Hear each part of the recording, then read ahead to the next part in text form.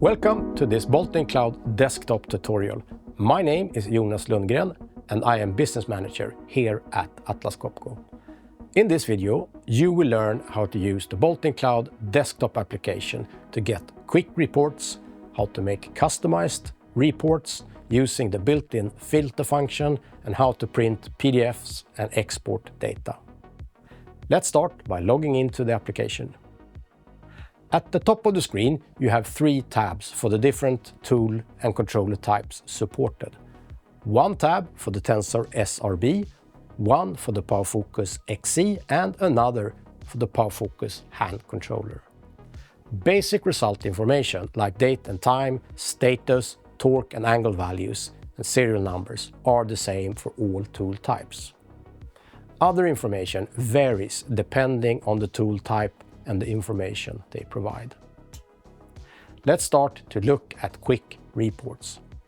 For tightening results that are tagged with an identifier, it is possible to get a quick report to summarize the results for that flange.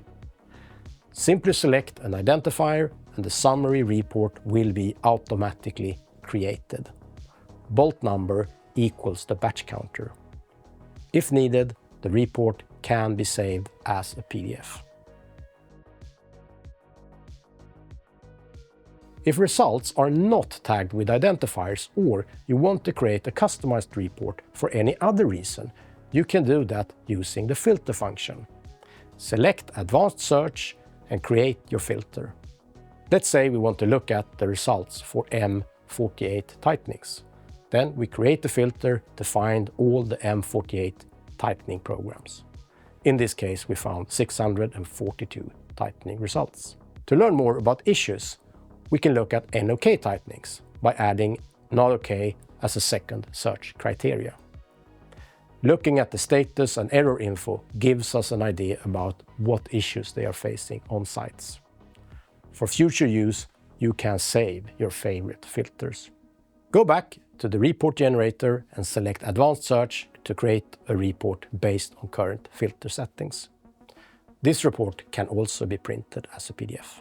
For users with admin rights, data can be exported as a CSV file. Select the line items to be exported and click Export. Admin users can also rename and reorganize columns. Click on the cogwheel to modify the column settings. That's all for the Bolton Cloud desktop application. Thank you.